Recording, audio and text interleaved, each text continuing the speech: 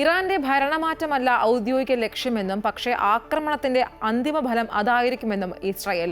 ഇറാന്റെ ആണവ കേന്ദ്രങ്ങൾ തകർക്കാൻ ഇസ്രായേലിന് ആരുടെയും സഹായവും വേണ്ടെന്നും പ്രധാനമന്ത്രി ബെന്യാമിൻ നെതന്യാഹു.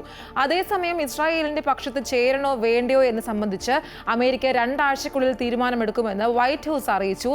അതിനിടെ ഓപ്പറേഷൻ സിന്ധുവിലൂടെ ഇസ്രായേലിൽ നിന്നും ഇന്ത്യക്കാരെ ഒഴിപ്പിക്കാനുള്ള തീരുമാനത്തിലാണ് കേന്ദ്ര സർക്കാർ.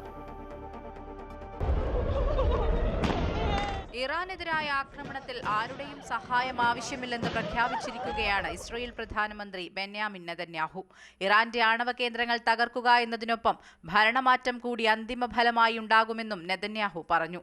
അധികാരമാറ്റത്തെക്കുറിച്ച് ഇറാനിലെ ജനങ്ങൾക്ക് തന്നെ തീരുമാനമെടുക്കാമെന്നും നെതന്യാഹു പറയുന്നു. ഇസ്രായേലി ക്യാൻ പബ്ലിക് ടെലിവിഷന് നൽകിയ അഭിമുഖത്തിലായിരുന്നു നെതന്യാഹുവിന്റെ പ്രതികരണം.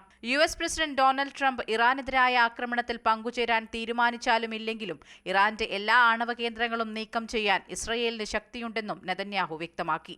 അതിനിടെ ഇറാനെതിരായ ആക്രമണത്തിൽ ഇസ്രായേലിനൊപ്പം ചേരുന്ന കാര്യത്തിൽ 2 ആഴ്ചയ്ക്കുള്ളിൽ തീരുമാനമെടുക്കുമെന്ന് വൈറ്റ് ഹൌസ് അറിയിച്ചു. സൈനിക നടപടിക്ക് മുൻപ് നയതന്ത്ര ശ്രമം തുടരുമെന്ന് ഡൊണാൾഡ് ട്രംപ് നേരത്തെ വ്യക്തമാക്കിയിട്ടുണ്ട്. ഇറാൻ നിരവാധികം കീഴടങ്ങണമെന്ന് കഴിഞ്ഞ ദിവസം ട്രംപ് മുന്നറിയിപ്പ് നൽകിയിരുന്നു.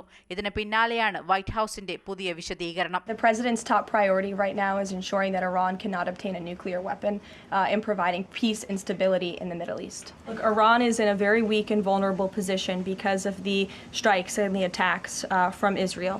ഇസ്രായേൽ ഇറാൻ സംഘർഷത്തിൽ സൈനികമായി ഇടപെടരുതെന്ന് അമേരിക്കയ്ക്ക് റഷ്യ മുന്നറിയിപ്പ് നൽകിയിട്ടുണ്ട്. അമേരിക്ക ഇടപെട്ടാൽ കനത്ത തിരിച്ചടിയുണ്ടാകുമെന്നും റഷ്യ പറയുന്നു. സംഘർഷത്തിൽ മധ്യസ്ഥത വഹിക്കാമെന്ന് റഷ്യ അറിയിച്ചിരുന്നു. അതേസമയം ഇരു രാജ്യങ്ങളും തമ്മിലുള്ള സംഘർഷത്തിന് അയവില്ല. ഇറാനിലെ ആണവ കേന്ദ്രങ്ങളിൽ ഇസ്രായേൽ ബോംബാക്രമണം നടത്തി. ഇസ്രായേലി ആശുപത്രിക്ക് നേരെ ഇറാൻ ആക്രമിച്ചതിന് പിന്നാലെ ശക്തമായ മിസൈൽ ആക്രമണമാണ് ഇസ്രായേലിന്റെ ഭാഗത്ത് നിന്ന് ഉണ്ടായത്. ഇറാൻ ഇസ്രായേലിന് നേരെ ഏകദേശം ഇതുവരെ 400 മിസൈലുകളെങ്കിലും പ്രയോഗിച്ചുവെന്നാണ് കണക്ക്. ഇസ്രായേലിന് നേരെ ഹൈപ്പർസോണിക് മിസൈലുകൾ പ്രയോഗിച്ചതായും ഇറാൻ അവകാശപ്പെടുന്നുണ്ട്. ഇറാൻ തലസ്ഥാനമായ ടെഹ്റാനിൽ ഇസ്രായേൽ കനത്ത ആക്രമണം തുടരുകയാണ്. ഇറാനിൽ കൊല്ലപ്പെട്ടവരുടെ എണ്ണം 600 കടന്നു. News desk Amrita TV.